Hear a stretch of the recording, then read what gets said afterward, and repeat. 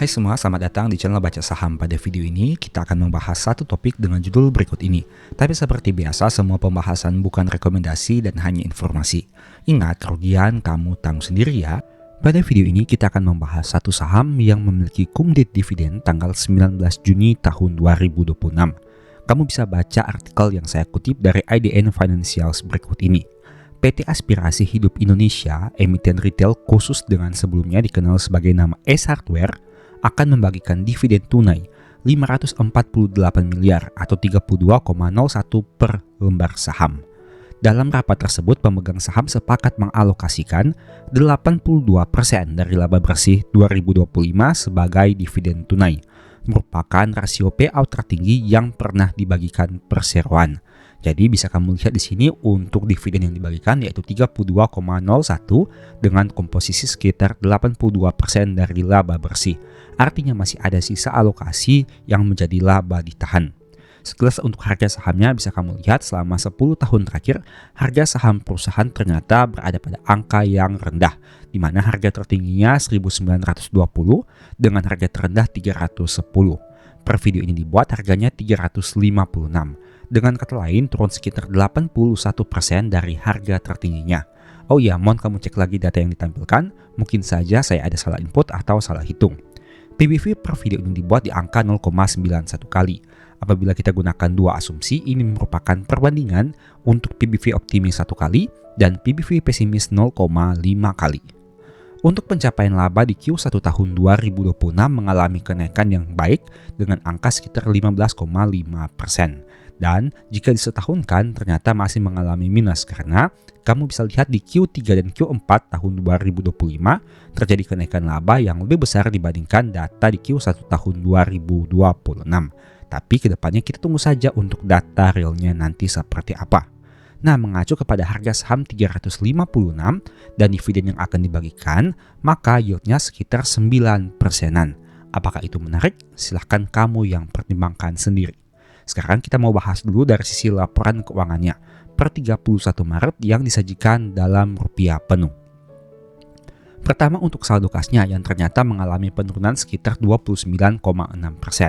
Di dalam aset perusahaan yang terbesar adalah saldo persediaan yang juga turun 7,3%. Kita bandingkan saldo kasnya 1,6 dibandingkan dengan liabilitas jangka pendek maupun liabilitas jangka panjang. Dari data ini bisa kamu lihat perusahaan memiliki liabilitas jangka pendek yang lebih kecil dari saldo kasnya. Artinya mereka bisa melunasi seluruh liabilitas jangka pendek hanya dengan saldo kas yang mereka miliki. Tapi apabila dijumlahkan, liabilitas jangka pendek dan jangka panjangnya masih lebih besar dibandingkan saldo kasnya. Meski begitu, rasio DER tentunya di bawah 100% karena total liabilitasnya lebih rendah dari ekuitas yang perusahaan ini miliki. Dari aspek pendapatan terjadi kenaikan yang menarik dengan angka 10,14%. Tapi sayangnya beban pokok pendapatan naik lebih tinggi dari sisi persentase, mencapai 13,74%. Beban usaha mengalami kenaikan, begitu juga dengan pendapatan lain-lain. Tapi perusahaan masih mampu mencetak laba bersih yang meningkat sekitar 15,4% karena secara nominal kenaikan pendapatan masih lebih tinggi dari beban pokok pendapatannya. Nah, itu merupakan sekilas pembahasan tentang saham ACE. Menurut kamu apakah menarik untuk dipertimbangkan? Silahkan kamu analisa sendiri. Ingat, video ini bukan rekomendasi dan hanya sebagai informasi saja. Sebelumnya juga saya sudah membuat satu video yang mungkin bisa berguna. Nonton hingga selesai agar mendapat pemahaman yang utuh. Nah, pada video kali ini saya tertarik membahas kenapa dividen investor itu menarik.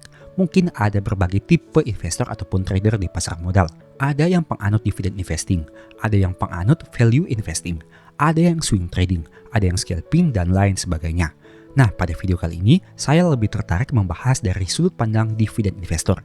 Kenapa kondisi ini menarik? Kita akan membahas dari 7 aspeknya. Oke, tanpa basa-basi lagi, kita masuk kepada poin pertama. Capek memantau harga saham setiap hari karena harga selalu bergerak entah naik atau turun. Sedangkan untuk analisa dividen hanya perlu update secara berkala saja, misalnya triwulan, RUPS, public expose, dan lain-lain. Ini merupakan alasan pertama kenapa dividen investor itu menarik. Karena dengan menjadi dividen investor, kita tidak perlu terlalu capek untuk memantau harga setiap hari. Entah dia bergerak naik, entah dia bergerak turun. mungkin kita lebih fokus kepada kebijakan-kebijakan dan update kinerja perusahaan. Misalnya, laporan keuangan secara triwulan saat perusahaan melakukan RUPS untuk mengetahui payout rasionya, saat public expose untuk memperkirakan potensi dividen di kemudian hari, dan lain sebagainya. Cara ini terkesan lebih menenangkan dibandingkan kita harus melihat harga yang naik dan turun dalam jangka pendek. Tapi kembali lagi, setiap orang punya kenyamanannya masing-masing. Mungkin kamu cenderung lebih nyaman melihat harga yang naik dan turun dalam jangka pendek. Dan ada juga orang-orang yang mungkin tidak nyaman apabila hanya menunggu data secara berkala saja. Untuk itu semuanya kembali lagi kepada kamu sendiri. Tapi seperti biasa pada video kali ini saya mau fokus saja untuk sisi dividen investornya. Poin kedua, analisa dividen tidak terlalu kompleks, hanya menghubungkan antara data histori, prospek ke depan, dan kinerja saat ini. Memang ketiga komponen ini sangat berkaitan, yaitu histori saat ini dan prospek ke depan. Nah, misalkan apabila perusahaan konsisten membagikan dividen dengan payout ratio 60% selama 5 tahun, pertanyaannya, dan saat ini misalkan dia tetap membagi dividen 60%. Berapa persentase dividen payout rasionya di masa depan? Saya pribadi cukup yakin mayoritas dari kamu akan mengatakan 60%. Kenapa? Alasannya sederhana, karena data histori dan saat ini angkanya 60%. Sehingga kecil kemungkinan perusahaan membagikan dengan angka yang berbeda dibandingkan data historinya. Memang ada berbagai kemungkinan yang menyebabkan angka payout rasionya berubah, entah lebih kecil ataupun lebih besar. Tapi dengan kondisi data di masa lalu, setidaknya bisa kita jadikan sedikit patokan, apalagi kita update berkala dari kinerja perusahaan. Kita tentu juga bisa melihat kondisi yang terjadi saat ini dan memperkirakan di masa depan kira-kira apa yang akan dilakukan oleh perusahaan dan kebijakan apa yang akan diambil khususnya yang berkaitan dengan dividen.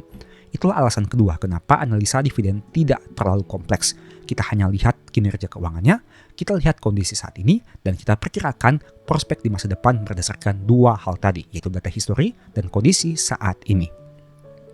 Ketiga, cash flow yang diterima cenderung sedikit lebih pasti, karena proyeksi masa depan bisa lebih terukur. Ini masih berkaitan dengan poin nomor 2. Apabila kita memiliki data yang cukup akurat untuk data histori dan kondisi saat ini, kita akan lebih mudah untuk memproyeksikan data di masa depan. Dan misalkan apabila kita sudah mengetahui kira-kira nih untuk payout rasionya sekian dan untuk dividen yang akan dibagikan sekian, maka data itu kita bisa gunakan untuk menghitung kira-kira berapa banyak dividen yang akan kita terima, atau dengan kata lain berapa cash flow yang akan kita terima di tahun depan ataupun dalam 1 tahun misalkan membagi dividen 2 kali. Untuk analisa dividen sebenarnya tidak terlalu kompleks seperti poin sebelumnya. Apalagi jika kamu sudah terbiasa untuk menghitung dan melakukan proyeksi. Tentu saja setiap saham punya kondisi yang berbeda-beda. Semakin stabil saham itu dalam menerapkan kebijakan dividen, maka akan semakin lebih mudah untuk diproyeksikan. Sebelumnya saya sudah membuat beberapa video yang berkaitan dengan hal tersebut. Silahkan kamu nonton saja. Poin keempat, harga yang turun dengan kinerja perusahaan stabil bisa dilihat sebagai kesempatan karena berdampak kepada dividen yield yang semakin besar.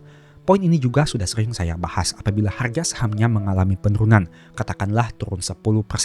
Dengan kondisi kinerja perusahaan yang stabil di sini bukan berarti labanya tidak turun, tapi stabil di sini adalah masih terlihat adanya prospek di masa depan labanya bisa kembali bertumbuh. Misalkan saya ambil sebagai contoh, katakanlah laba perusahaan adalah 10 triliun pada kondisi yang normal, dan kondisi saat ini labanya turun 9 triliun rupiah. Apakah kondisi ini bisa kita katakan sebagai kondisi yang stabil?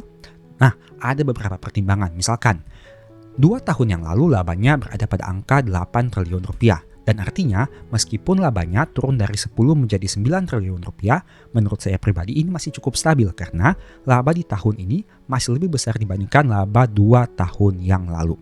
Tapi tentu saja dengan berbagai kondisi yang bisa kita pertimbangkan lebih jauh lagi. Nah, dengan kondisi seperti ini, kita tentu lebih mudah memproyeksikan dividen per share dan dividen yield di masa depan. Kita masuk kepada poin kelima. Tidak perlu modal besar untuk dapat dividen rutin. Bisa dimulai dengan modal seadanya, kemudian dicicil berkala sesuai kemampuan. Tentu saja syarat mendapatkan dividen hanya satu, yaitu memiliki lembar saham. Dan minimal pembelian lembar saham adalah sebanyak 1 lot. Itu artinya kamu yang memiliki 1 lot dan orang yang memiliki 1 juta lot, keduanya akan memperoleh dividen. Yang membedakannya besaran dividen yang kamu terima. Tapi secara nominal, misalkan Rp100 per lembar saham. Ini merupakan hal yang adil. Karena orang yang memiliki 1 lot dan 1 juta lot, keduanya memiliki dividen per share yang sama, yaitu Rp100 per lembar saham. Oke, poin ke-6, fokusnya menjadi lembar saham, bukan harga yang naik dan turun seberapa banyak. Dividen investor cenderung lebih suka melihat lembar saham yang semakin banyak, karena berarti akan menerima dividen yang lebih banyak juga. Berkaitan dengan poin ke-5 tadi, kita bisa mencicil dengan modal seadanya, kemudian kita kumpulkan dari waktu ke waktu sesuai dengan kemampuan kita. Semakin banyak lembar saham yang kita miliki, maka dividen kita terima semakin banyak.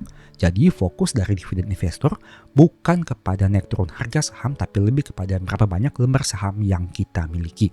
Tentu saja dengan semakin banyaknya lembar saham yang kita miliki, kita bisa memperoleh dividen yang semakin banyak. Dan kembali lagi, penurunan harga bisa kita lihat sebagai sebuah kesempatan. Dan poin terakhir, memberikan peluang untuk bisa hidup dari dividen. Meski begitu, selalu ingat bahwa tidak ada jaminan 100%. Dividen investor juga punya risiko, salah satunya apabila dividen yang dibagikan berkurang drastis atau tidak bagi dividen. Jadi, poin dari dividen investing ini adalah bagaimana kita bisa memanfaatkan kenaikan atau penurunan harga saham untuk memperoleh lembar saham yang semakin banyak. Harga saham turun artinya modal yang kita keluarkan semakin rendah, harga saham yang naik memberikan potensi ada kemungkinan kita bisa jual sementara dulu untuk kembali beli saat harganya turun agar memiliki lembar saham yang lebih banyak. Jadi sudut pandangnya bukan kepada harga yang naik dan turun, tapi lebih kepada apakah kita membutuhkan modal yang lebih kecil atau lebih besar untuk mengumpulkan lembar saham. Karena fokusnya banyaknya lembar saham yang kita miliki. Tentunya dividen investor itu sangat berkaitan dengan dividen yang diterima setiap tahunnya dan besar harapan memperoleh dividen yang cukup untuk memenuhi kebutuhan hidup. Nah, dengan 7 poin yang dibahas ini, apakah kamu tertarik menjadi seorang dividen investor? Silahkan kamu pertimbangkan.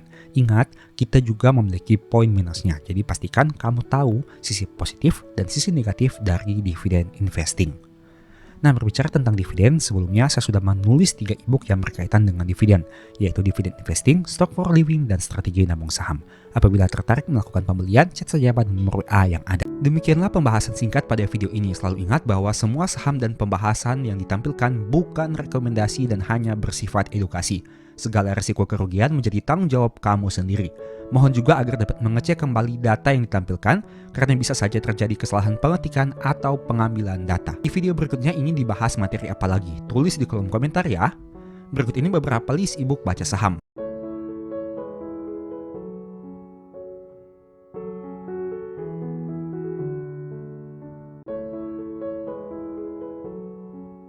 Info pembelian silahkan chat saja pada nomor WA yang tercantum pada video kali ini. Sebagai informasi, kamu bisa support channel ini dengan cara melakukan pembelian produk apa saja di Shopee menggunakan link yang diklik pada video ini. Produknya bebas. Thank you.